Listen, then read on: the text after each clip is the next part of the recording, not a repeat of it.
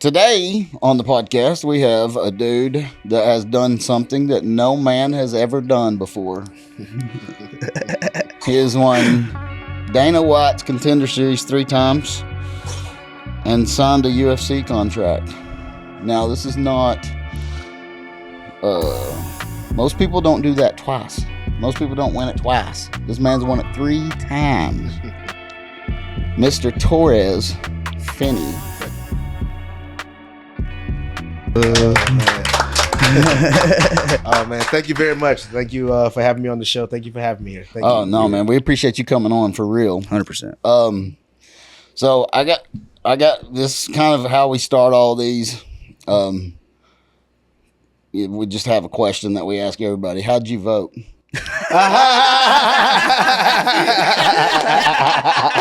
that's a good one. That's a good one. No, you're good. That's a good one. That's a really good one right there, man. Hey, but I'll give you a good answer. I'll tell you this. I always say that. You don't have to answer it, bro. I'll give you an answer. I have no problem. Like, for me, I like to vote for what's right. And I don't, yes, there's obviously different policies and things that people have in place, but, I think Jesus in the Christ is that's what I'm first. Yeah. There you go. Anything God first, I do whatever's the closest that can possibly be that, even though both sides have their whatever problems. merges with that. Is I let people figure that out, but you I can know do that on your own, right? Yeah, you figure that out on your own. I think in the end, most human beings want the same thing. We just don't know how to get there. Everybody don't know the exact same route, or everybody don't think the same route. But that was just a joke to break the ice. I like it. I like it. Oh man. So go back as far as you want to go back, and tell us your story, bro. I mean, anything you want to talk about, bring it up. Let's talk about it. Well, I'm born and raised in Macon, Georgia. Anybody don't know where they're at? That's in Middle Georgia. Yeah, I've been there one time. My car broke down there. Me and my brother-in-law were going to Florida, and we broke down. I ended up buying a new car in Macon, Georgia. Macon, Georgia. Yeah, same day. Yeah. Oh man, see, that's pretty cool. Yeah. So Macon obviously is the home of a lot of different, like Otis Redding and some guys from NFL and things of that nature. But yeah, I'm from Macon, Georgia. Played football at Jones County High School. Love those guys a lot. Love them dearly. I wrestled as well. Yep. I was 2-time state champion in wrestling. My heart still probably is was a little bit more on the football side. I was a football guy. Yeah. Still is. And, What do you think about them Vols? So let me tell you something now. Look, you got a Georgia boy here now. I know I do. Them dogs, man. This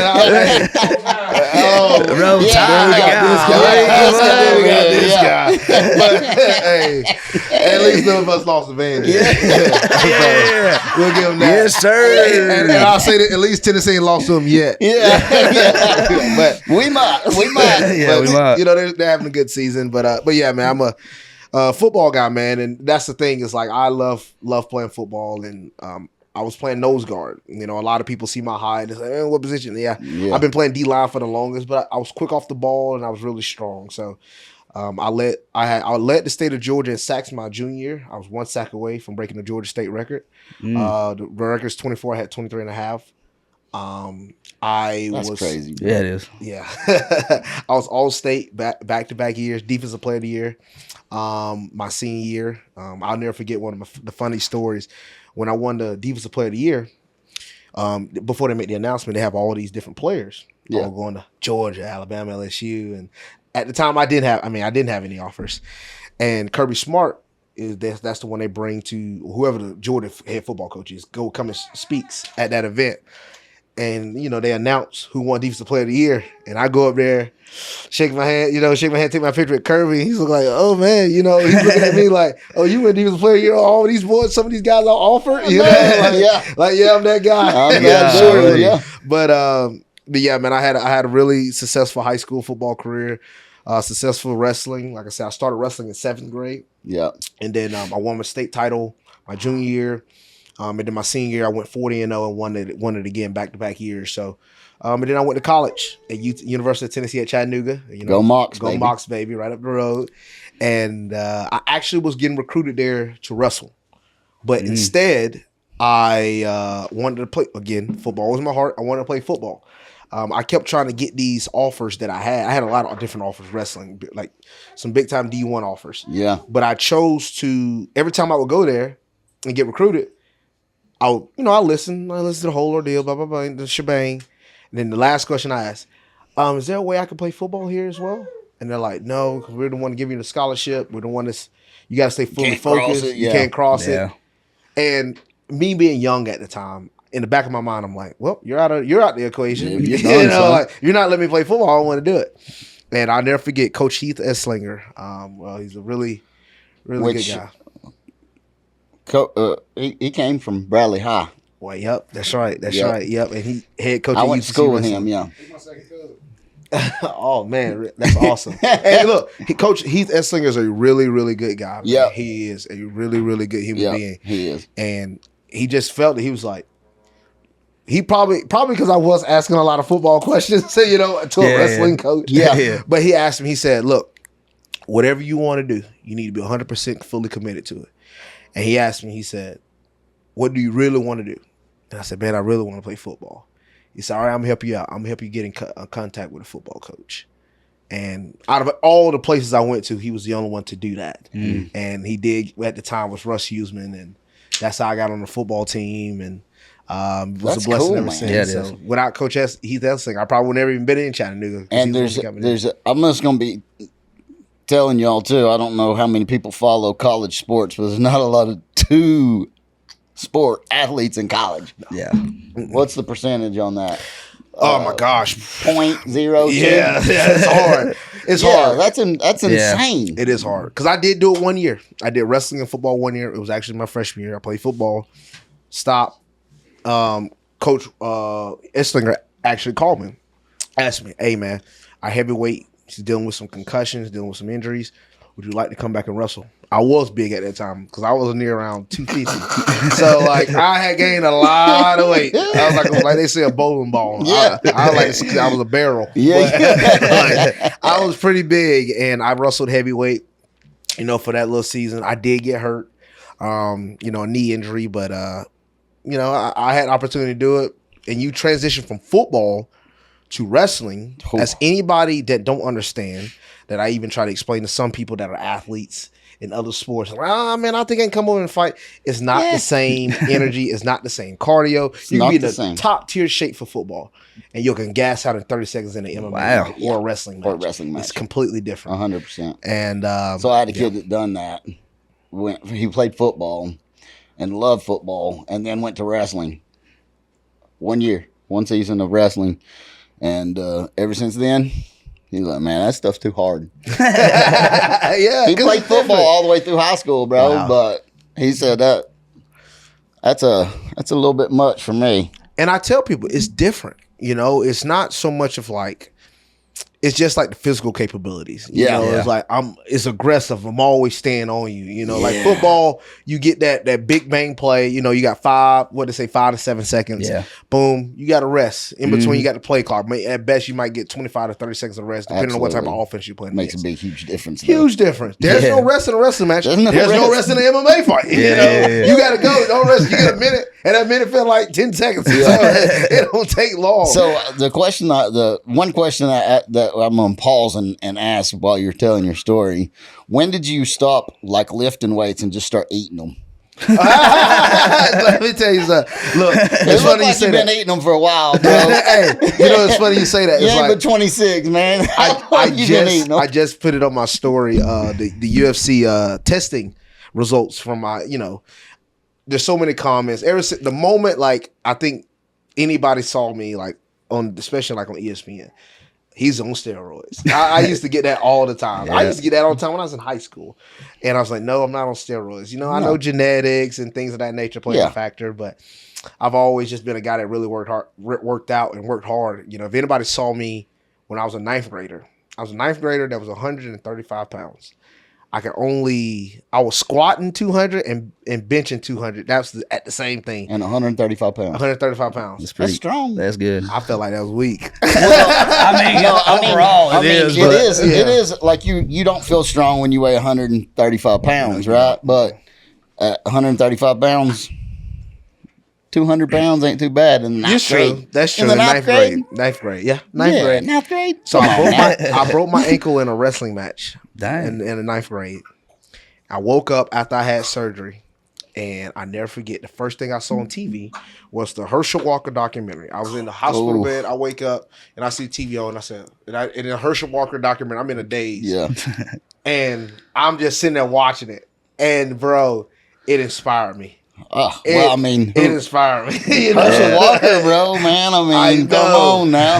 And that really that's inspiring to anybody. Boy, it's so inspiring. Yeah. It put me on the push-up regimen. Like we used to have push-up contests in my family a lot. I like it. And when I had surgery, I had to be bedridden for about 2 weeks. So I would roll out of bed on one ankle. I have this ankle up, and I'm doing push-ups every day. And all I was doing was eating and doing push-ups. And nobody ever believes me, but people that I'm telling them, they saw it in school. I'm telling people I went from 135 to 175 pounds in a span of 4 months. It was just like bang. And you just see like I had started bulking up so many. I swear I probably doing 1,000 push-ups. You got that, you probably puberty, right? That helped. Yes, right. And then you're getting plenty of rest. You're just laying in that bed with your ankle broke. That's right. I broke my ankle, so I know. I didn't do a push-up one, but not one. That's right. Oh, man. I put on 40 pounds, but I didn't do a damn push-up. And that's the thing.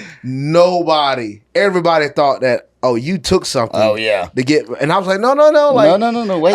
Now, cause it's crazy. It was crazy. Like, I did heal pretty quickly, but like, I was just so focused on like, I'm not going to be small out here. I'm going to really get in shape. I'm going to really work out really hard. And my granddad bought me some like little dumbbell stuff. So I started doing dumbbells workouts and all types of stuff. Heck yeah. So young age just always been committed. I got one of my best friends and my workout partner. Well, when I worked out, he was my original workout partner. He was he's short kings. He was the same height as me, maybe a little bit shorter. And he said, man, when I started working out, he said, I have to go into the gym and close my eyes. I was bench pressing so little weight that it was embarrassing to me. So I had to close my eyes and work out because I didn't want nobody, I was embarrassed. He was literally embarrassed about it. He said, I go in there and put 2 10s on it, close my eyes, and act like nobody was in the gym and start bench pressing. In a year, wow, that boy was strong, benching 315. You know what I'm saying? Wow, that's really good. From 10s, that's heck yeah, that's huge. So it's people don't really think that working out can do that. Especially when you stay committed, especially when you stay like that's what it takes. The commitment. The commitment is what it takes every day. It's got to be every day. Not taking those days off, or like it's good to have recovery days. Don't get me wrong, but like staying consistent. Have some recovery. Yeah, you gotta have some recovery. And I think some people make that mistake. Like when they're working out, they're like, "Oh, I missed the day off," and that's when injuries start to go into factor. When you're trying to force yourself while you're fatigued. You don't want to do that. You want to make sure you're feeling good. You're not going to always feel good. Don't get me wrong. So there's some days you need to work out while you're sore, Yeah. And it's not necessarily I'm over here trying to go 100%, but I'm going at a certain percentage to where I can recover. In there. Exactly, because that's what heals it. Yep. But, there's a lot more things, scientific ways of people talk about it. People talk about it in more scientific ways, but that's what's going on. That's what's happening. So you're in college. You've competed in 2 sports, not D3 or D2 or nothing like that. This is D1, college, dual sport athlete. Take that what you will. That says enough for me. So you did that. You graduated college, right? Yes, sir. What degree did you get? I graduated with 2 degrees, communication and sports administration.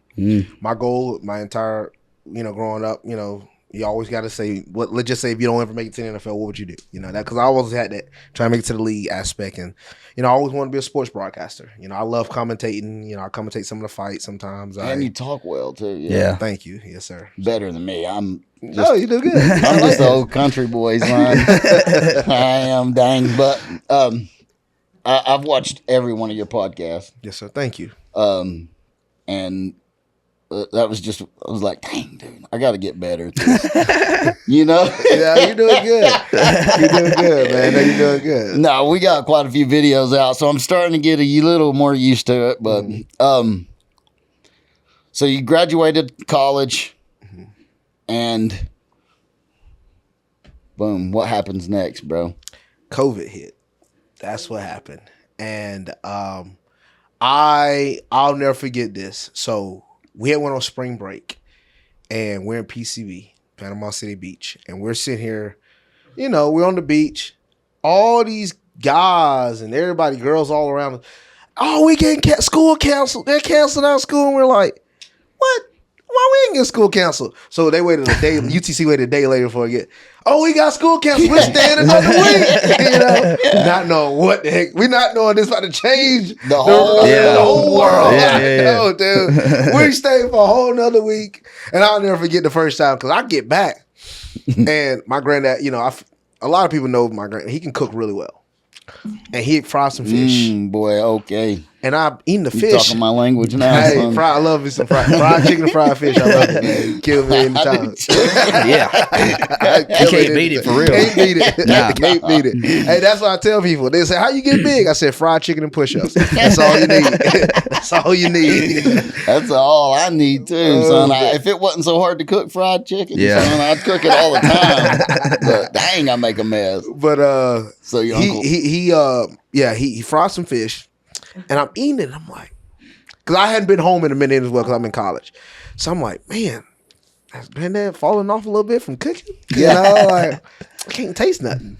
And little did I know, because that was actually before they said you couldn't taste would be a symptom. So I'm saying like, look, Granddad, man, fell off. Hey, he fell off. That's what I'm thinking. And I'm eating like all the sides and stuff. It's like, he forgot what's the going salt on today?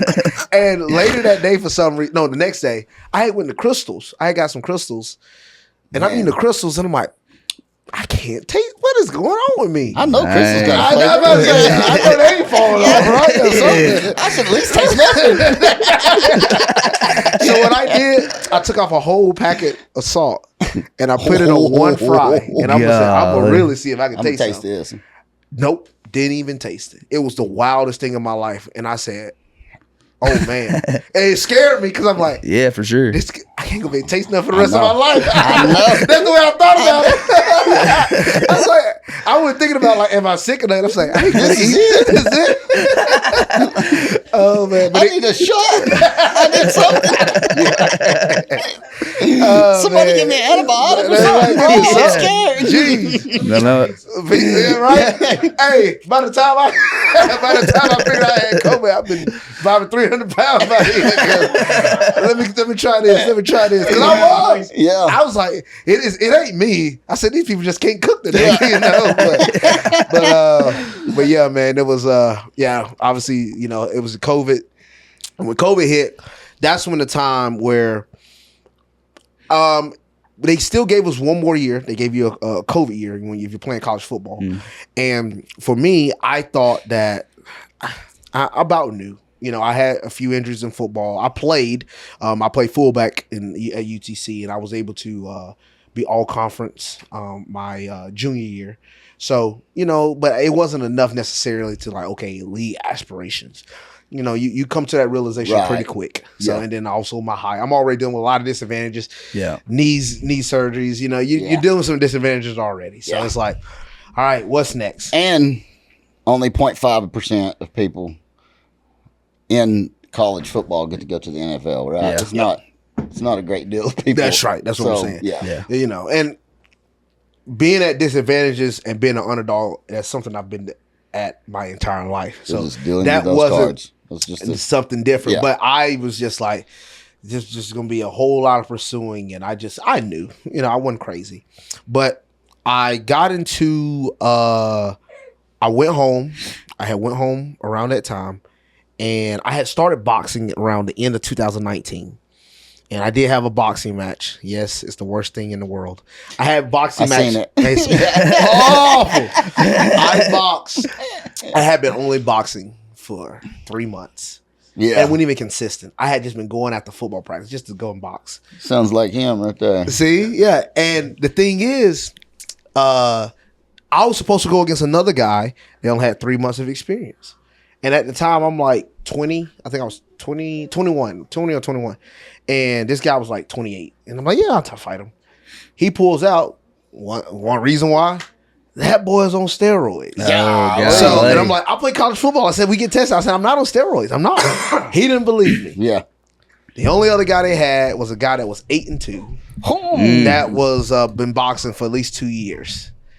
And just the guy in me is like, F it, I'll fight him. Yeah. You know, so I fought him. I lost by decision. I won round 1, but I lost round 2 and 3. You know, I lost by decision. So it is what I blew my gas tank. When you're fighting for the first time, it's new. It's new. And then when you hit, again, sometimes some people are necessarily not giving you the right advice. Man, if you lay that right hand, you got that power. You'll knock him out. Literally, we're wearing the biggest gloves possible. We're wearing 16 ounces. We got on headgear. It's just a whole bunch of. And I'm not even throwing anything technical good yet. Yeah, I just 3 months of experience, like I said. So I learned from it. It was funny because nearly half of the football team came to it. And some people deal with that type of stuff as embarrassment. Yeah. Or, well, man, this isn't for me. But for me, if I fail at something, that's motivation for me. That's that part where I'm like, you know what? I'm going to prove y'all wrong. I'm going to show y'all this is the reason why I deserve to do this. And, I had a lot of people tell me, man, you shouldn't be fighting, man. That's just not it for you. And I said, just because I didn't win the first fight, that this is not it for me? Somebody just telling you that. Man. Yeah, I'm like, y'all don't understand. I had a lot of people in my ear, you need to leave that alone. That's just not That's it for you. so crazy to me. Yeah, it is. Who would make a mistake and okay, you should never do this again because you failed the first time? Yeah. Mm-hmm. I'm sorry people ain't the greatest of all times in their first boxing match. Yeah. Or their first ever anything fight. whatsoever. That's nothing. Yeah, nothing. Nothing you ever do the first time is going to be your greatest achievement. Exactly. You know what I'm saying? Exactly.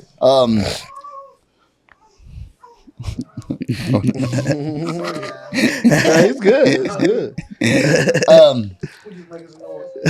So you're not going to be the best you ever been in your first boxing match or your first fight or of any kind. But so where you at in your story now? So you got boxing going. So boxing, then the COVID, we had PCB. So during the COVID times, I was at home and I had started watching a little MMA.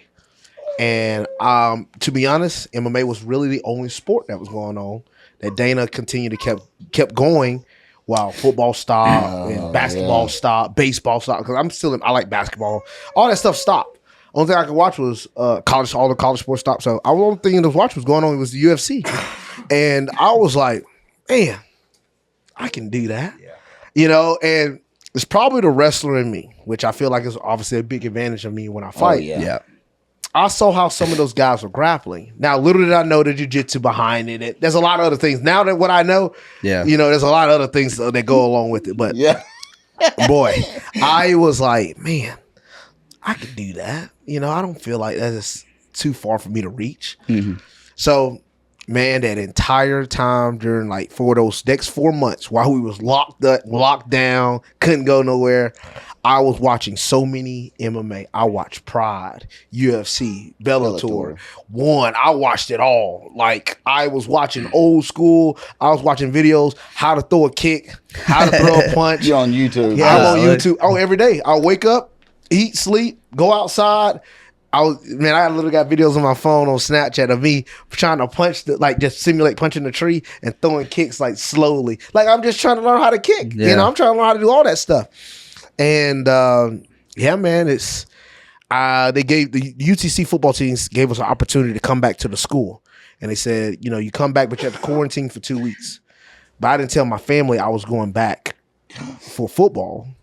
Because I told I was going back for football, but I'm actually really going back to start training MMA. And I used to have to sneak out of the dorm because we was locked down in quarantine on campus. So I would sneak out of the dorm and go to Agogi and start training, man. And I just went there ever since. So once you got in there, you was like, this is it for me. After that first MMA training session, because I got invited by some guys from the boxing gym a little bit before COVID. I only went once.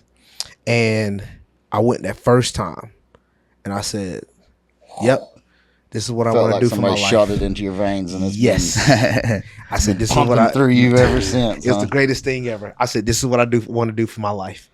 It's So you're not but 26. yes, sir. You're still young as far as somebody that's already signed in the UFC, right? Yes, sir. That's young.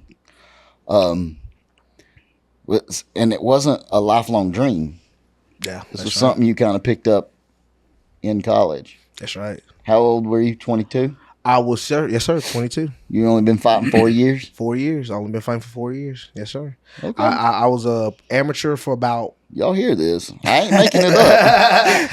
Yeah, I was an amateur for about a year. I was amateur for exactly a year.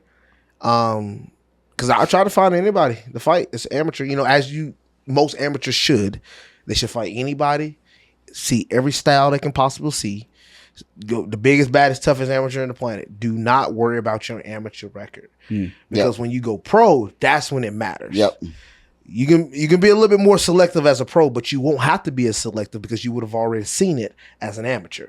So that's the thing. And as an amateur, I tried to fight everybody. Like after my second, I fought a debut, my first one, which one of the funny stories a lot of people like to hear is like. I was still playing football during my first amateur. Nobody knew. I didn't tell nobody. I didn't tell none of my coaches. God. Some of my teammates knew. I played 60 plays in that scrimmage. Then coach got mad how he ended the scrimmage. He made us run 10 100-yard sprints. No. This is the same day I got a fight. Gosh, Some of my teammate, I never forget Devontae Maxwell. It was rough. It was rough. My teammate Devontae, he was like, Finney, I know you got to fight, man. Just go on and walk off. We'll vouch for you. I said, man, I don't know what worse. Going into this fight tired of dealing with Coach Wright. I said, this is going to be rough. Oh, no, man. But we finished those sprints, got in the car in Knoxville with my coach. He drove me all up. And I slept in the back in the locker room. I slept for probably the whole card until there was 5 fights. They woke me up. I said, all right, we got to warm up. It helped me rejuvenate, but I'm like, I got to get this. I got to get this in the whole way, man. Too, bro. I said, I got to get this done in a round or something. And I was blessed to go out there and get a knockout in 11 seconds. So it didn't That was your first fight. That was my first amateur 11 seconds, bro. That way you at least don't have to fight 3 rounds, right? That's right. Yeah, go ahead and take care of it quick. That's right. So your reach is insane, ain't it? 76 inches. yeah. I'm 5'7", Yeah. but I got 76 inch on reach, so it helps. So everybody, I know people say, "Oh, he's short for the division," but I'm just as long as anybody in the division. And the division is 185. Yes, sir. Just so everybody knows. I feel like everybody should already know, but just in case, my mom's watches this too. So That's good. she's just gonna be like, I don't know what weight class is he in? 260 pounds. I'm like, nah, muscle is it's weird. I don't know. I don't know how to explain it to you, Mom. But no, 185 is the weight class that you fight in, which is light heavyweight. No, it's middleweight. Middleweight. Middleweight. Yes, Okay. sir. Okay, middleweight. What is light heavyweight? 205? 205. Yes, sir. Okay. Mm-hmm. Yeah, I didn't know exactly where that ended for the UFC. The one of the things that you see about it all the time is the height thing. Mm-hmm. I've seen it on a lot of your podcasts, people bringing it up on a lot of podcasts that you've been on or talked about it. You're 5'7", and at 185, most people you're fighting are over 6 foot at least, right? Mm-hmm. That's right. You had an opponent that you fought was 6'5". Yes. Do not. I don't know what. Look, I don't know what it is with UFC, but it's not just the UFC. The NFL does it. The NBA does it. Even college football do it. I don't know what they be doing with these heights. They just be all over the place. So they listed him at 6'2". Yeah. And I saw a picture of him standing because he trains with Israel Adesanya. He's standing next to Izzy, and he's like an inch or two over Izzy, and I'm like, that's not 6'2", because I seen Pereira in person. That's not 6'2", and I seen Izzy, stand next to Pereira. So I'm like, somebody lying somewhere. Yeah, somebody lying. And I see him in person. I'm like, yeah, this brother is every bit of 6'5". Yeah. And he was tall. He was long. Yeah. I feel like I watched the fight where you said on your first boxing match you just came out and you got gassed.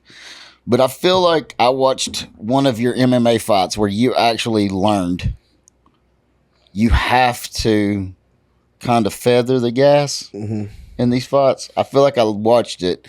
It was a fight with you and TK. Yeah, bro. TK That Mattress. one was insane. Yeah, TK. That was That's a good my one. boy TK. Yeah. So I feel He's a like tough one. yeah, he Yeah. was. I feel like that was the one where you learned that you have to go, okay, I can fight now, and I got to let off this for just a second. I feel like that was where you actually, because I watched every one of your fights. Thank But, you. Yes, I feel like that's where that happened. Is that accurate at all? that's very accurate. Okay, so so- TK was actually one of the first fights where, actually my second amateur fight when I fought Tristan Scarborough, when I won the amateur light heavyweight title. But I really dug deep down into strength and conditioning for that TK fight. Like, we overemphasized it because it was the first time ever I went 5 rounds. It was like, Oh, okay. so I had never went 5 rounds before. And most of those times, like amateur, regardless of the belt, is on the line, is just mainly 3 rounds. Yeah. So I'm expecting just always go 3-minute rounds, which is just 9 minutes, but it's still very exhausting. But when you add on an extra 2 more rounds, and that's that's 15 minutes, so that's basically essentially a pro Doubles. fight. Yeah. That's different, and it felt different, It too. felt different, man. It felt completely different, man. It did, and a lot of respect to TK because, again, that's that amateur fight where, because TK was on the cusp of going pro, and TK he was 7-2. I was only 3-0.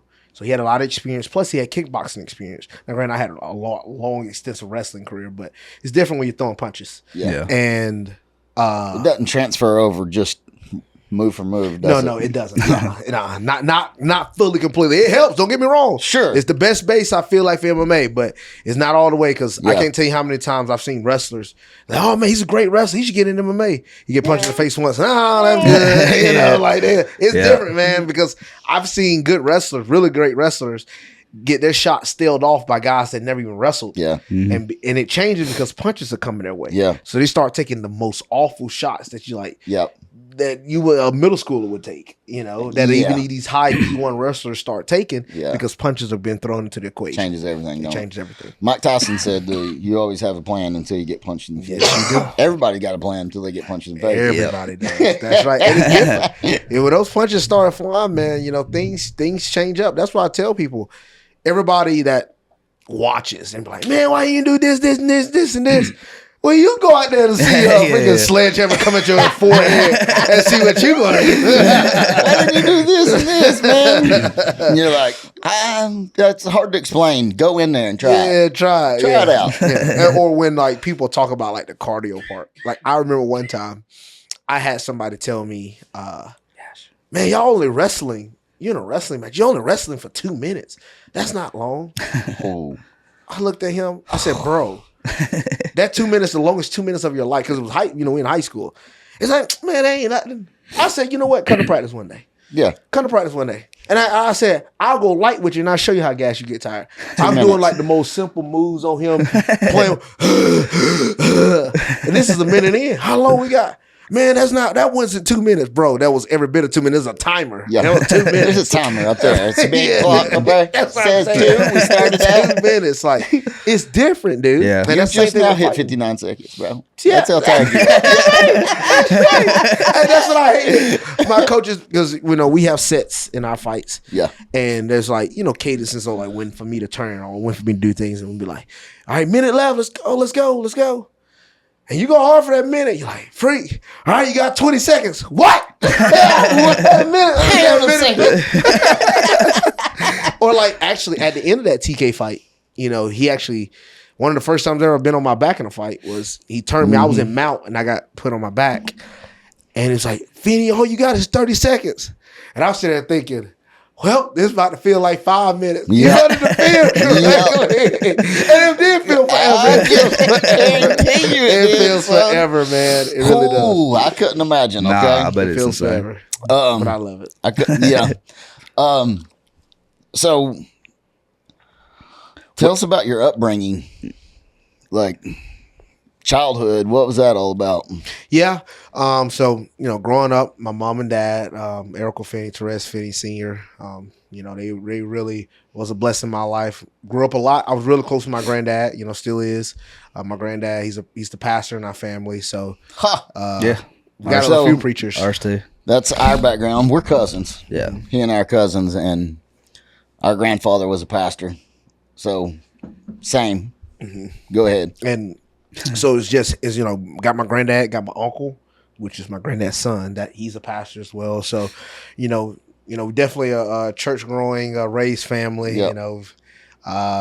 We're big into sports. I got some brothers and sisters, Tori, Elijah, Ariana, Aiden, and Jace. So I got some You got siblings. 5? We got 5 siblings. And you're the sixth child, Well, I'm the oldest of those. Yes, sir. I'm the oldest. but there's 6 total. Your Yes, sir. parents There's 6 had total. Yeah. Yes, sir. Yes, sir. I There's had 6. 5 kids, so I was trying to get a count. Yes, there sir. for Yeah, sure. yes. So it's 6 total. Yes, sir. And yeah, man, Oh, that's pretty we just awesome. Growing, always supportive, and we always just family and in the sports and things. And, Yeah. Yeah. What was growing up with 6 or 5 siblings like Well, for you? so the thing is, I was the oldest, and they were like pretty split apart. So it was really me and my sister for a good bit. Then it became me and Ariana, me, Tori, and Ariana, and then me and Elijah. Aiden got born around the time when I was in high school, Okay. and so as I'm leaving college, as I'm leaving high school, getting ready to go to college, now we're just. I Boom, got you. they're all growing up. I gotcha. Now they're more like always tight together now in their bunch because my brother's about to graduate. He's a senior this year. It's crazy. It makes sense. I My see little what you're brother, saying there. Yeah. And then Jace, he's young right now. So it's pretty cool to, see your siblings grow You up. watching them grow up, really. Yeah. Mhm. Essentially, you're watching them grow up. Yeah. My kids were only 8. I had my oldest kid was 8, and then I had a kid that was born when they were 8 and 9, and so they feel the same way about their little brothers as you do about your siblings. So that's cool, man. You were basically brought up the way I tried to raise my kids. Did you ever fight any of them? No, it was never. No, we never. I will tell you this. So I'm a big pro wrestling fan. I'm big into the WWE and that with my cousins, like Yeah. we did all types of. When they say gotcha. do not try this at home, Yeah. well, we disregarded that big time. Yeah. We tried everything at Let's go home. jump Yeah. off the top rope onto this table. That's right. Yeah. We're using the bed, Follow me. slamming on the bed, elbow on each. Like, So are you the oldest of your cousins, or no, I'm not. But yeah, I got a few older cousins. a few older and a few younger? A few younger, but Yeah. we all were just Yeah, trampoline boy. when it's birthday Oh, party yeah. time, which is the funny thing about me fighting. I always tell people that this is just a kid and me living because we would do the walk out to the trampoline. Heck yeah, dude. We get on the trampoline, we're doing the wrestling, and then we're cutting the promo on the mic after. Yeah. And I'm doing all of that, actual fighting, but I'm Yeah. doing all of that what I was doing on the trampoline. And one of my cousins brought That's that up, and crazy. I'm like, it is just a kid and me living right now. Heck yeah, I never thought that this is what I would be doing, but it is what I'm, it's just your childhood? just a childhood boy just doing it. So That's awesome, man. Yeah, it is. It's pretty awesome. So there's something that you say at the end of your fights. You care to do that? yeah, if you can smell what Torrez is cooking, that's right, baby. Yes, sir. I saw that one with his mouth bloody. Boy. Oh my goodness, Cam hit me with the cleanest elbow on the nose. Yeah. Like it was literally 10 seconds left. And, he threw a flurry, just trying to, get something. Trying to catch you. Yeah, catch me. And he threw an elbow right on the top and hit me right here and it just busted some cartilage. And bro, I've never had a nosebleed in my entire life. Wow. And that's the first time I've seen that much blood come out. And I'm like, wow. Mm. I thought it was pretty cool, but I'm like, wow, that's a lot of blood. It looked cool. And my nose, yeah, it was. It was funny. Laura Sanko, had showed it. She was like, "Oh man, this blood got all over the mic. You got blood all over me." And I said, "I'm sorry." Like, I messaged her. "I'm sorry." She's like, "No, you're good. You're good. I know like the situation." She's like, "No, you're good." And I'm like, "Yeah, I'm so sorry." Blood Yeah. I mean, what can you do though? Yeah. So what happened when you got your first call? The Contender Series call. So I was fighting the day before that. UFC had came to Nashville in 2020, August in 2023. That next day, that same day, I fought a guy, LJ Porte. I beat him in the first round. The next day, I get a call from my agent. He said, "Hey man, what you doing on October 10th?" And I said, "I already know all the Contender Series dates. Yeah. I know what you're asking." You already know it's a yes. He said, "Yes, you're fighting this guy named Yuri Panfarov." And I knew exactly who it was because I tried to fight him earlier in the year, but he was fighting on the Dana White looking for a fight. He was the Russian polar bear, and he was fighting on that, and I was trying to fight him on that. And they said his manager was talking to my manager, and it's like Yuri eventually is going to go down in weight, but he's going to do this fight at 205. And I said, "Well, let's just meet in the middle. Let's meet at 95. I was telling my manager, "Let's just meet at 95. Let's fight. We know what the purpose is here. We're here to fight. So Dana White's going to be here live. We can see this. We can do the whole ordeal." He, I don't know what it is. You can't necessarily say it's fighter because sometimes managers don't want their fighters fighting some guys. So no telling what it was, but it was just a decline, a no. So, he still fought that fight at 205. Dana White saw him. Dana White was impressed by how Yuri fought. Gave him the Contender Series opportunity. So when I got that Contender Series part, like 8 months later, I knew exactly who it was, and I was pumped. I was like, "I like this matchup. Let's go," because I wanted him anyway. And now you can't run, and then you got to come to 85, so you surely can't go nowhere now. But it was good. I was pumped about it, man. And that's your first fight. The first fight on Contender, yes sir. And then you W that up. Yes sir. Rear naked choke, which was funny. The matchmaker had asked my agent, my management team, they was like, "What is Finney's accolades? Grappling accolades." And I'm like, 2-time state champion, a purple belt in jiu-jitsu at the time. And they're like, "Oh, well, I hope he's ready because Yuri's a brown belt, IBJJF, Naga champion, blah, blah, blah, blah, blah, all this. And Boy, like, he ain't a tank. He ain't a literal tank. I'll tell you that. He's Russian. And I mean, they got some accolades, though. Russians, they do. Don't get me wrong, but man, I like this American wrestling a little bit better. That's why we dominated for so long. Now Russians got their guys. Yeah. Don't get me wrong. 100%. Freaking Sadulayev just beat freaking oh my gosh, who he just beat? He freaking David Taylor. He just beat David Taylor 7-0. And I'm like, freak. Well, and that's just to speak to your accolades, though. The Russians really do got the wrestling thing. They're coming together with it, right? Yeah, they're good. They're strong at it now. Right. Mm-hmm. So that's the first W. That's right.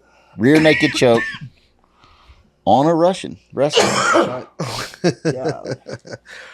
You gonna get your life together over there? I hope so. Golly, son. I can't quit coughing. So now you're on to your next Contender Series fight. Well, you won it 3 times. This is your second one. We're there. You're fighting it. What happens? So going into that fight, so I'm gonna backtrack just a little bit to give the story of actually this entire year, just about. Yeah. So I was selected to be on the Ultimate Fighter. I was supposed to be on it. Got all the way they flew me out. Get to the hotel. We're going through the protocols, all the health stuff. Hey, tomorrow we're taking your phone so you can be in the house for 6 weeks on the show. All right, good. Producer comes up there. Hey, we're going a different route. We're not gonna select you for this. And I'm like, wow. Okay, well, here's what it is. So I fly back, get back to training. We find the fight. We fight in Jacksonville. Now, I had already got an offer because of what happened on Ultimate Fighter. I'd already got offered to be on the Contender Series for the following year. So I didn't even have to fight that fight in Jacksonville. It actually was talks between my management team coaches. Should we take this fight? Is it necessary? Because of the risk, one, you could get hurt. You can lose. It's a fight. You never know what. Anything can happen. Absolutely. Or you can have a bad performance, and they're like, man, we don't want to put this guy on. He just looked bad against this guy. Anything can happen. Anything can happen. So, and the guy won against had a lot of experience, man. He fought in Bellator, M1, the Global. He had over 29 fights. He was 15-11, but he had a lot of fights. And anybody that knows the fight game knows that if you were in Bellator, it ain't no joke. No, you're not. Valor, Bellator, PF1, none of those are a joke. No, they're not jokes. Yeah, and you better not sleep on them because those people Just understand. because it ain't the UFC, bro.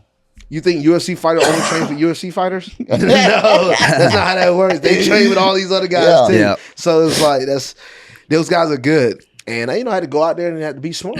And I went out there and it turned into one of the most viral knockouts, of the year. So yeah, it was, buddy. Yeah. And if you haven't seen that, link in description. Go check that thing out, son. Have you seen it? Golly.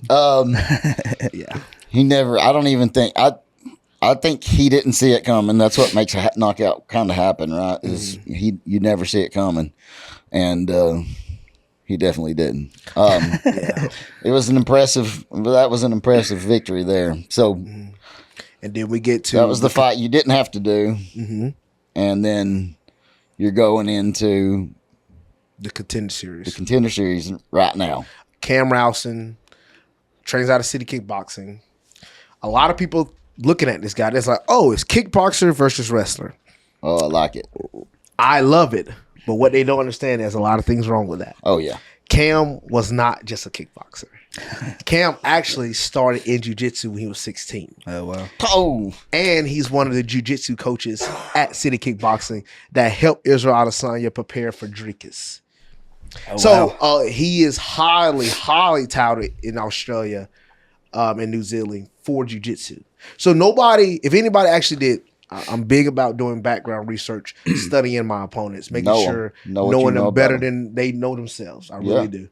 And I went into we said, okay, this guy's going to definitely have some really good ground game. Yeah.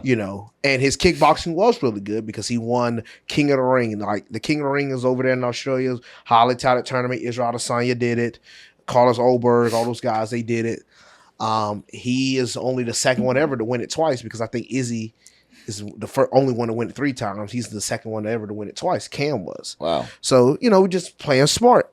And then his height, he was 6'5". Yeah. He's long, got good grappling. He couldn't stop my wrestling, but it still made it how I wanted it, what I wanted to do. It wasn't so much of the fact that I know a lot of people say, oh, you took him down, you didn't do much damage. Well, one, I busted his nose literally in like the first minute of the fight. But 2, I tell this to a lot of people. You're trying to win the fight. 1, if you lose, yes, you can have a banger of a fight, and then they'll be like, you know what, we're going to give you a contract because you had a great performance. That's true. That has happened. But that is so, so rare. Right. If you're depending on that, you've already You're going the wrong way. You're going the wrong way. That ain't good. I'm not going out here to depend on it. You have to get the win. Get the win first and give yourself a chance. And Fight your fight. Fight my fight. And Cam negated some good stuff. And I think that's the part where I think a lot of people, I see it on social media, but he didn't do this.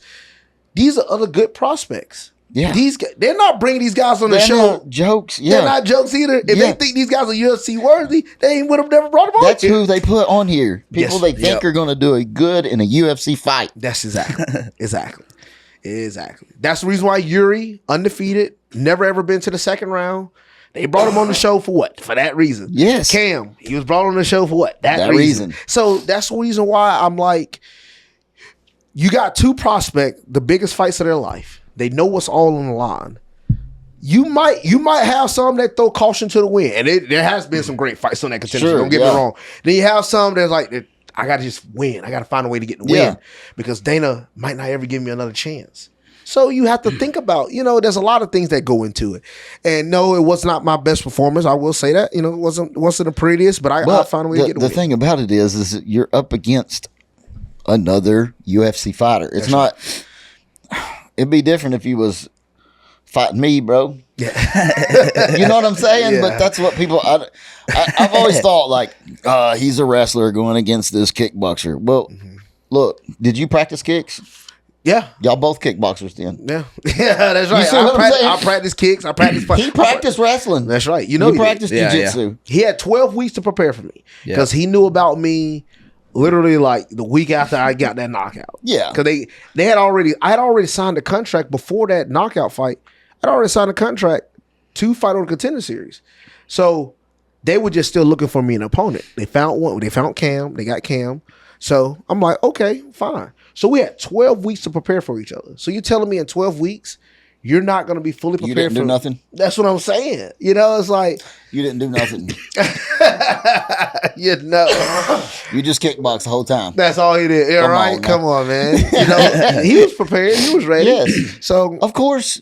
Well, that's what's going to happen. I'm going to be fighting somebody. I'm going to prepare for what they do. that's right. Yeah. And he was fully prepared. And I give a lot of credit to him, you know.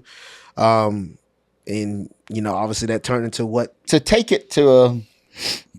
that fight to the full distance with you in wrestling or whatever, a knockout, whatever, because you can do it however you want to, or kind of, you know what I'm saying? Yes, sir. To take it 3 rounds, hats off to anybody that can go 3 rounds, right? Yes, sir. Yeah. That's what I think.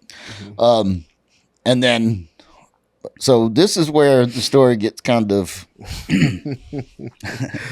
Yeah. kind of crazy. To me, it does anyway.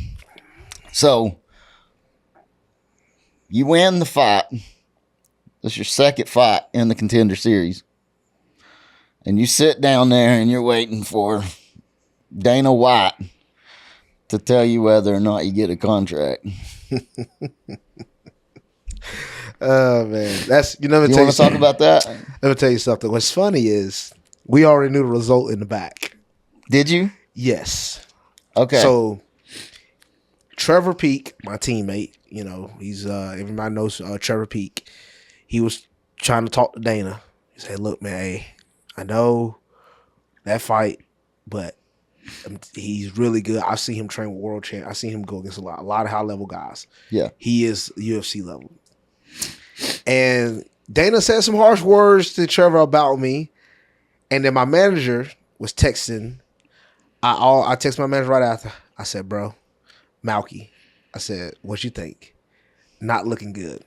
And I love that from Malky, first round. My boy Ray, I love Ray so much, man. He's a really good manager for me. Malky, Abe, all those guys for first round. But they're straightforward and they're straight to it. And that's how I always want it. I don't want no sugarcoating. Yeah. I don't want no, well, maybe. No. Nah. Give me straight Just to be it. real, Yeah. bro. Not looking good. Fine. And then he told me exactly in the messages what Mick and Dana had said to him verbatim on text messages. So I saw that. I knew it in the back. So I said, all right, well, it is what it is. Because I'm going to sit here. we're going to sit here. And I said, look, no telling what he's going to say. Because I didn't know what he was going to say. Right, yeah. You But don't know that, yeah. I said, we know, and we're just going to be fine with it. I said, at least you won the fight. That's all that matters, because I am in this to win. And I won the fight. And I tell people this, going out there, trying to play all this extra stuff, and you don't win, it negates you from what I was built and grown up on. We was always built on being winning. Fighting your fight. You and fight win the it. fight and you win. And I got to do what I'm good at. that's right. That's right. That's And how I win fights. That's how you win fights, man. And that was one of those things where, I didn't know. I didn't know. A water? Yeah, no problem. Oh, yeah. Yes, sir. Thank you so much. you go. Yes, ma'am. Thank you so much. Yeah, it was one of those things that I was in that part where I was like, yeah, it is what it is, It is what it is. And look, let me tell you something. So look, I'm big on stats. Nobody in history has ever won twice on the show and didn't get the contract. Mm-hmm. So I'm like, what are the odds I'm going to be the one to do that?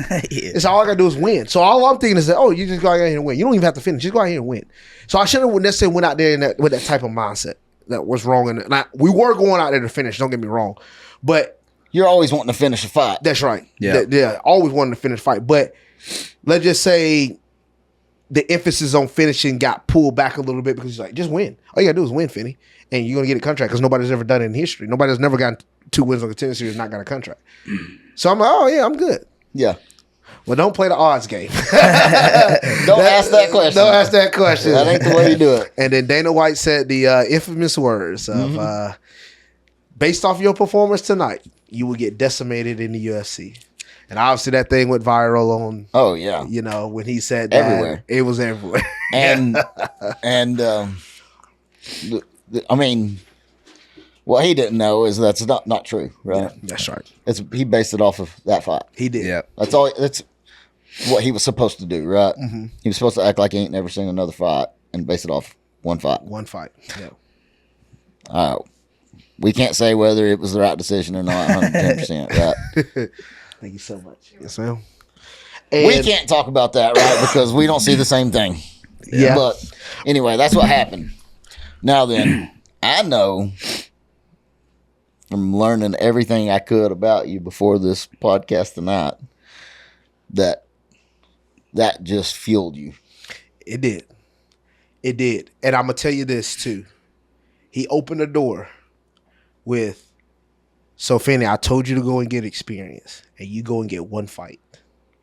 Boom, that opened the door. So I had a documentary coming on my YouTube that was going to give me I was going to say a little bit more on what actually went on behind the scenes. But I retracted some of that. Yeah. And I just told the part where, well, I was supposed to be on Ultimate Fighter. And I was told that held 4 months out of my year. And I said, the moment I got put off the Ultimate Fighter, I literally went and found a fight in Jacksonville instantly.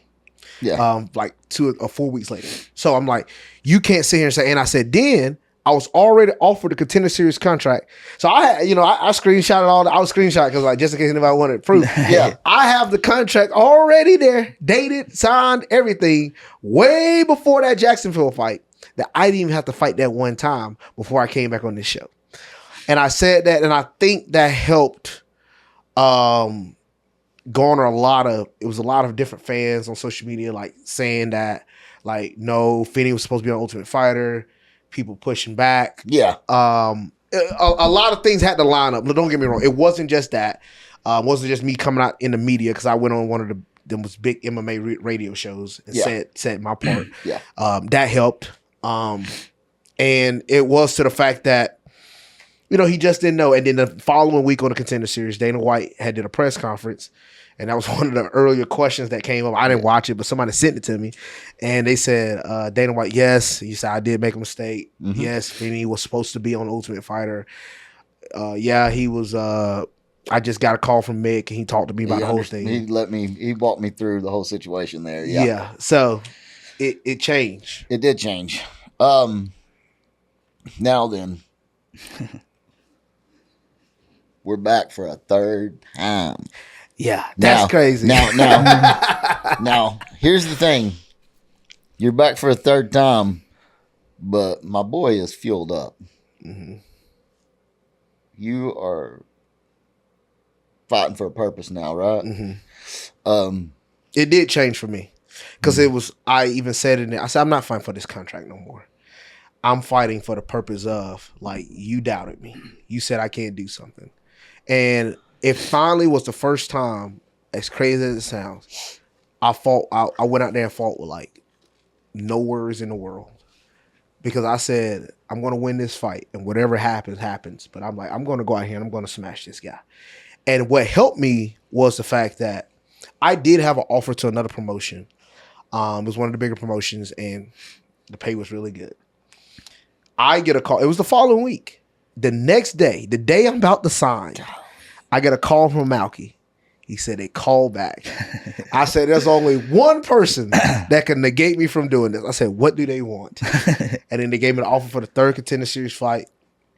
It took some time because I had to think about this. It's like, there was a lot of risk.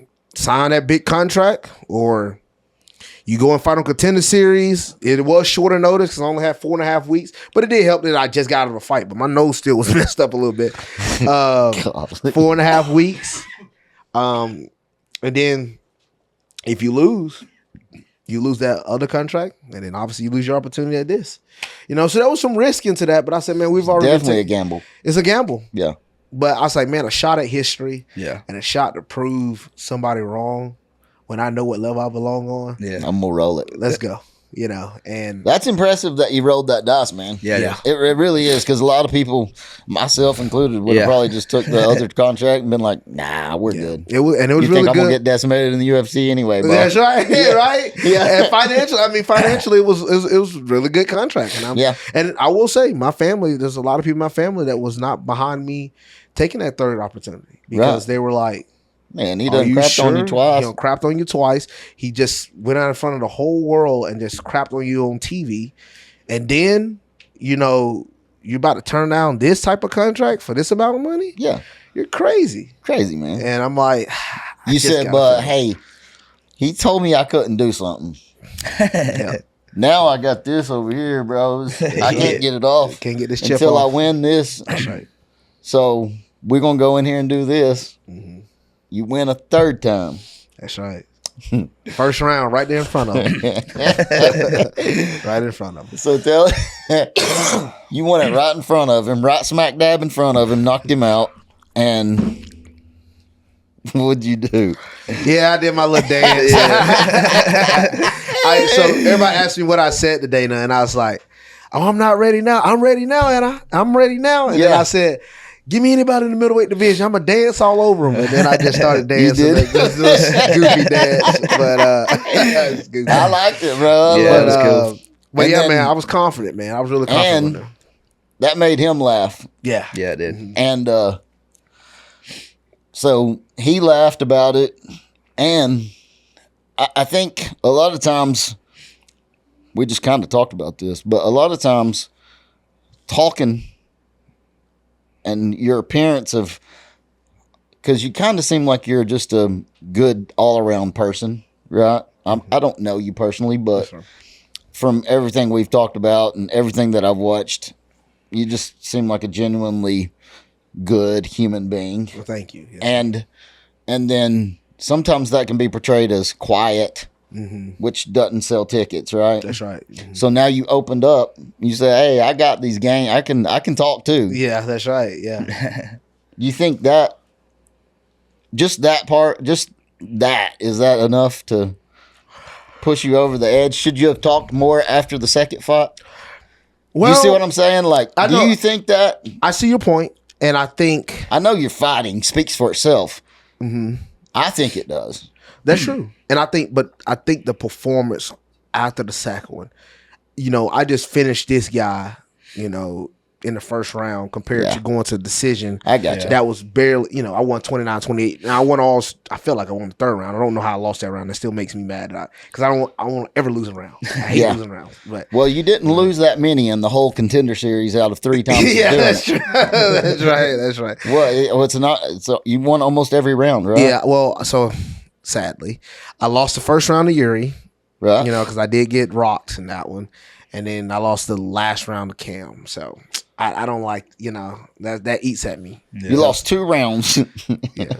That's 2. You only lost 2 rounds out of 3 Contender Series. Yeah. Yeah, that's true. And all of them come up with a W. And that's the part where It's impressive, bro. that's the part where like I'm, confident in my skill set and confident in my approach, and how we approach the game of fighting and how we approach like what we're going to do. I was confident going into that matchup. Abdullah Rami, I mean, he was good, man. He had power, man. He was good, really good kickboxer. Yeah. He really is. And, I just felt really confident. I said, man, I get him in my world. He has no chance. I know he didn't. And that's what I wanted to do. I wanted to take him, to the ground. And I said, I'm going to finish this guy. You know what, though? I think you want to take everybody to the ground. You don't care what kind of fight they fight. That's right. That's your fight. That's right. So have you, as you saw 2 weeks ago, Shemaev, Hazmat Shemaev, you saw what he did to Robert Whitaker. And everybody's like, man, he's not going to do that to Whitaker. He's not going to do that. Yep. He's done that to every single person he's fought. Wrestler, no wrestler, great takedown, defense accuracy. It don't matter. Whitaker had like a 92-93% takedown defense. Success.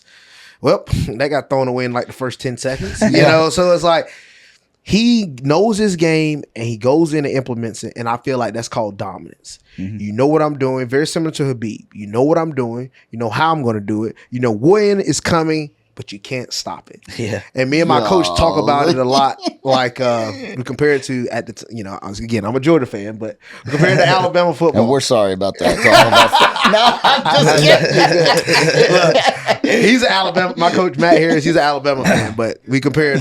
He's a good guy. Oh my goodness! But Yeah. we compare it to Alabama football, and we, during their tenure, their reign, when they would just run the ball. They had an okay quarterback, but they just run the ball. All those Heisman running backs. The ball, yeah. You knew what was coming. You couldn't stop it. Run the ball, play defense. We knew what you game. talking about the Nick Chubb era there? No, before that. Derrick Henry. Freaking A. Well, that was about the same time. Najee Harris. All those boys. Yeah. Mark Ingram. All those boys. Yeah. So just run the ball. You knew what was coming. You couldn't stop it. Nah. Blocking was good. The running back was good. That's right. They make some short passes here and one deep one here and there throughout the game, but we're just gonna run the ball and run down your throat. And I like that about my game. It's like, you know what's coming. Now, I can knock you out on the feet as I've shown. Yes, I can do. I have a lot of good things that I do in striking. Sure. It's just that I'm not gonna pull it out. I said that after one of my fights. I'm not gonna go to my plan B if you can't get past my plan A. Yeah. And I know my plan A can beat a lot of fighters right now in the world. Yeah. So I'm not going to ever have to really pull it out unless I have to. Plan B, we practicing it. We practice it every day. Yeah. That's See what what I'm people saying? don't understand. We practice it every day. Yeah. We're going to be ready for that day for whoever that is. Plan B is Plan A is probably what you don't practice as much. You probably practice Plan B more. Yeah. Mm-hmm. We stay on plan A a lot now, because I train 2 to 3 times every single day. So I'm staying on top of that stuff all the time. And we making sure we get all areas nearly every day. Yeah. So, and I'm still growing. So that's again, I've only been doing MMA for 4 years. In 2020, at the end of 2020, I started MMA. So I really, really started in 2021, if you really want to be honest. Yeah. And in this time span, I'm already now in the UFC. So it's a short time span for guys that all those Contender Series fighters, every single one of them have over 10 years of experience in combat sports. I don't have, not even close. So I'm trying to get that, continue to get my experience. Now the experience come over time where I'm getting the reps in the gym, or I try to get more fights. People understand I didn't try to not fight on the regional scene. I wanted to fight. Absolutely. But it does become hard when nobody wants to fight you. And then too, your weight class is a little bit hard to get fights. That's right, middleweight. That's right. There's not a lot of middleweight fighters that are. I don't know. You're right. It's kind of weird. Middleweight is a little bit shallow, but it's a weird division. So I'm gonna teach you something about the regional scene, which is crazy. You have the middleweights. You'll beat a few. Boom. You beat the ones that you should beat. Then when it comes to time for 2 prospects. The problem is these prospects probably want to fight each other, or maybe not. Yeah. But you'll have that manager, no reason to see this guy for $800. Let's see this guy on the Contender Series. Well, let's see this guy later down the line. I got you. So they negate these prospects from fighting each other, and you'll never get a chance. So that what creates that hold. Now, unless you're able to, depending on your financial situation, you're able to travel around the country and go and fight. It makes it a little bit easier. Not saying it's still easy. Yeah. But you still want to take smart fights along the way. And you still have, even in these other, you have all these prospects. That's that professional though, right? That's the professional. That's the professional. And nobody, sometimes these guys don't take these chances. I didn't care because I felt like I was the best guy middleweight at the middleweight division here in Tennessee, here in the Southeast. I wanted all of them. It didn't matter. I'll take all the fights. After my 4th pro fight, it was hard for me to find After fights. that fight with TK, you said, "I'm ready, bro." Yeah, you're right. I mean, because he wasn't no joke. No, TK was not a joke. And wasn't another no one joke. that was a big fight for me, I feel like for my career, was the Ivan Batnich. Batnich trained at AKA. He trained with Habib, DC, Luke Rocco. He's one of Luke Rocco's main training partners. And it was said that if he had beaten me, that he was going to get that short notice UFC contract. And he was going to be in. And I beat Ivan, and that was a big fight for me. I finished him in the 3rd. And that was a big step up for me because he had a lot of experience. Now, necessarily not as much as a pro, but he was 5-1. I was 3-0. That's a good matchup. But he was a little bit more on the older end. But he had just He was, I think he was 34, 35. So that's like his last shot. He beats me. That's his ticket. He's moving in. Yeah. Yeah. And, I'll go out there and handle a really experienced guy and beat him. So there's certain guys that wouldn't take those type of matchups because they're in fear of, what if I lose? Or what if this happens? What if you can't necessarily think about things that way? Yeah. And MMA is different. That's what a lot of guys got to understand. MMA is not like boxing. Nobody wants a loss, but if you take one, it's not end all be all your career. It's more about at what age you take these losses rather than when you take them. Because some guys, if you're like 35, 36, and then you're trying, it's already your chance of very slim getting in. But if you're trying to get in, you can't be taking no losses. But if you're 23, 24, and let's say you drop one, okay, that's fine. Win 2 more, boom, you're back on track. It's like it's not like boxing where you have to go 19, 20, and 0 before you get your shot. Yeah. It's like, because if you lose any of those along the way of boxing, your career essentially is over, which is stupid. Yeah, it is stupid. Yes. But also boxing's not doing quite as well as the MMA track. That's right. For a reason. I mean, yeah. No, you're right. Like, a lot of it is you got the high level boxing. And, it's the promotions. Yeah. Because that's the difference. MMA, the promotions are obviously owned mainly by the promoters, matchmakers. They handle that. Yeah. For boxing, the boxers is the thing that's technically. How is Mayweather fighting for Mayweather Promotions? Right. A side, B side, like that type of stuff. There's nobody over him mediating that. Like, yeah, he might got guys like being over it, but at the end of the day, Mayweather get the last say so. Yeah. So if I'm going in and I'm fighting a guy, I'm gonna fight Mayweather. Okay.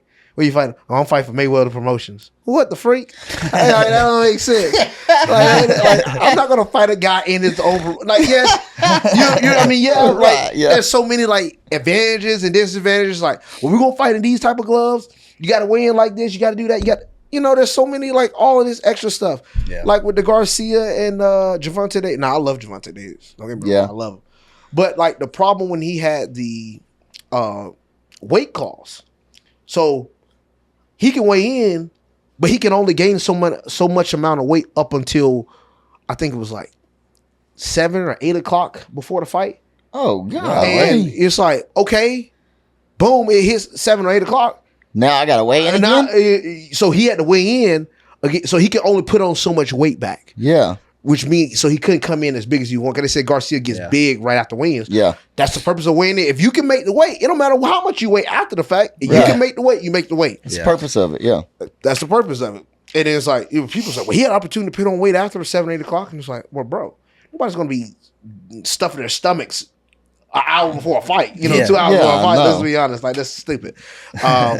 But that's what I'm saying. Having to watch how much water he drinks even before the fight. That's right. You're right. Insane. You can't even drink too much water. Yeah. Makes no sense. Heck with that. That's what I'm saying. Boxing have all these different clauses and things that go on. Yeah. Where in MMA, you got that promoter, you got this fight, you have the unified rules, you have the commissions. Now, granted, different states have different commissions. Some states have problems, but you got a commission. But at the end of the day, you got a commission, you got a promotion, boom, and you fight underneath it. It's very similar to like you're fighting for any other sport. Yeah. And you got your rules. Everybody has to abide by these rules. Boom, boom, boom. Yeah. And that's why I feel like... And it makes sense like that. Yeah, it does make sense. And I feel like that's how it should be. It does, yeah. Mm-hmm. So, Torrez Finney, if you don't know now, you do. Right? Brother, I absolutely appreciate the heck out of you coming on. Thank you, bro. And hanging out with us. I've enjoyed it. I've enjoyed getting to know you a little bit more and chilling out with you. And you can ask these folks most of the time. Once people come on here, you part of the family, regardless if you like it or not. You know what I'm saying, bro? Thank you, brother. Yes, sir. So you kind of just have to get used to that. I don't know if you're accustomed to that situation or not, but it's gonna just But yeah, man, I do appreciate you coming on for sure. Yes, sir. Thank you. At the end of every one of our podcasts, we throw our fingers up like that and we tell everybody we love them. Yes, you don't have to do that, but if you want to, feel yes, free. sir. No problem. We love y'all. Love y'all. We love y'all. Yes, sir. Sorry, I was dying to have to freaking. No, you're good. That was good. I enjoyed that.